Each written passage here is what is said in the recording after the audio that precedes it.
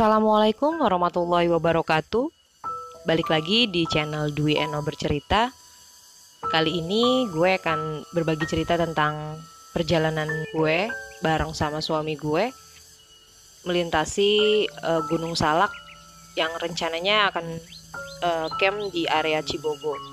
Karena memang saat ini untuk Gunung Salaknya sendiri ini belum buka sampai dengan saat ini dikarenakan pandemi. Jadi kalau untuk campnya sendiri ke Kawaratu itu masih bisa ataupun hanya perjalanan sekitar di daerah Cidahu. Tapi untuk naik ke Gunung Salaknya ini sendiri saat ini masih belum diperbolehkan. Oke, ini gue mulai dari Cidahu, camp area Cidahu.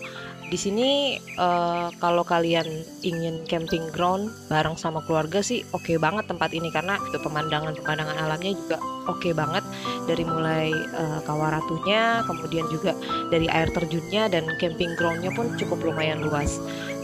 Kalau menurut gue sih kalau misalnya kalian sama keluarga gitu atau dengan teman-teman ingin camp di area camp yang suasananya memang asli hutan gitu, Cidahu tuh gue rekomenin banget.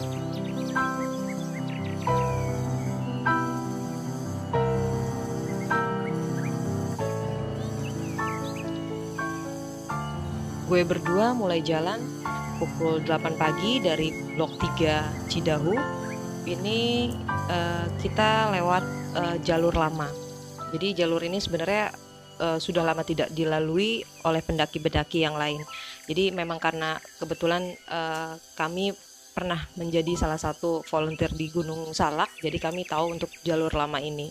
Dan gue tidak merekomendasikan jalur ini untuk kalian apabila kalian ingin mendaki Gunung Salak ataupun ingin camp di area-area pegunungan Salak.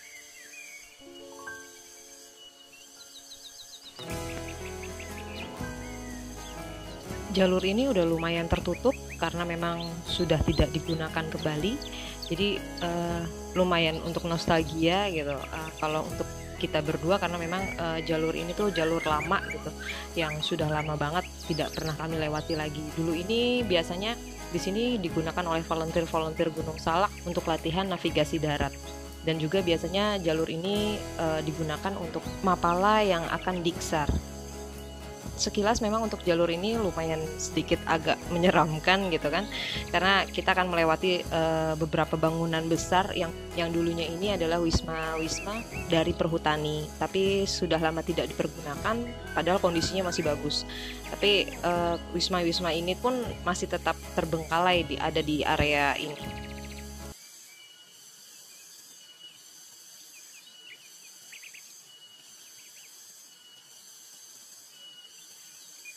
Setelah melewati bangunan-bangunan tua tadi, kami terus berjalan menyusuri jalur setapaknya. Jalur ini masih bentuk tanah padat yang tidak terlalu becek, yang biasanya kalau sudah pernah ke Gunung Salak biasanya kita tahu ya jalur Salak tuh super becek gitu.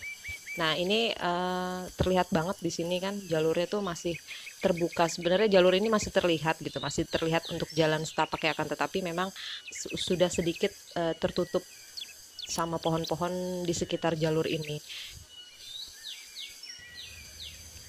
Dan memang biasanya banyak orang yang tidak terlalu tertarik untuk naik gunung ke Gunung Salak karena memang Gunung Salak itu banyak banget cerita yang berkembang tentang cerita-cerita horornya gitu kan.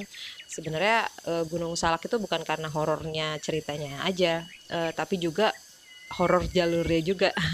Jadi menurut gua jalurnya ini jalur ekstrim sih. Walaupun gunungnya tidak tinggi, tapi jalurnya cukup lumayan ekstrim. Udah gitu jalur di Gunung Salak itu menurut gue paling lengkap gitu. Kalau untuk latihan trekking sih enak banget kalau di jalur Salak ini. Setelah melewati jalur setapak tadi, ini kita ketemu dengan aliran air yang pertama, sungai. Dan memang di Gunung Salak ini kita nggak perlu takut air gitu, karena memang jalurnya memang jalur air. Oh iya, di Gunung Salak ini tuh rata-rata penyakitnya tuh kita pasti ketemu yang namanya pacet atau lintah, karena memang jalurnya becek dan jalur air. Begitu hati-hati juga kalau kalian ke Gunung Salak itu dengan tawon-tawon tanah. Jadi kalau misalkan kita duduk, hati-hati jangan sembarangan karena mereka buat sarang itu di tanah. Jadi kalau kita salah duduk, tiba-tiba kita mendudukin sarangnya, bisa jadi kita akan diserang tawon.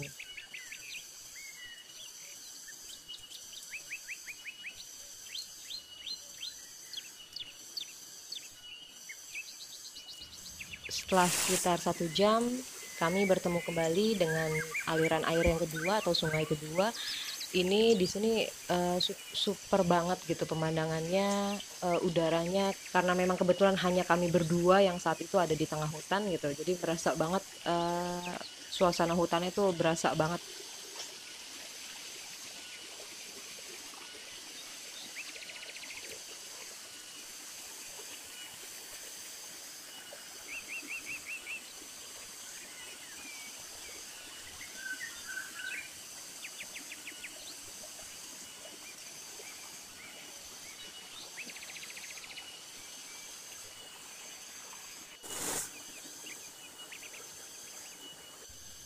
Nah, ini adalah jalur air yang tadi seperti gue bilang di awal gitu. Karena Gunung Salak kemarin sempat banjir dan longsor, ini salah satunya efek setelah banjir gitu.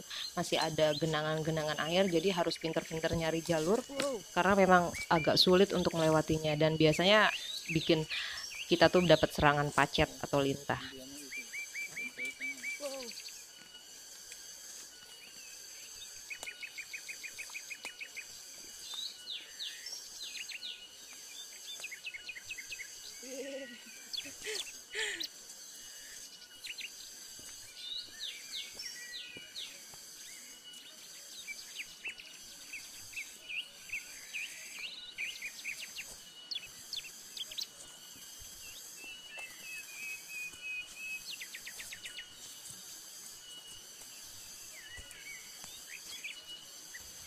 Jalur yang tergenang air ini cukup banyak dan kita pun melewati beberapa pohon yang sudah tumbang, yang kebetulan pohon-pohon besar tumbang ini akibat longsor yang kebawa air dari puncak Gunung Salak.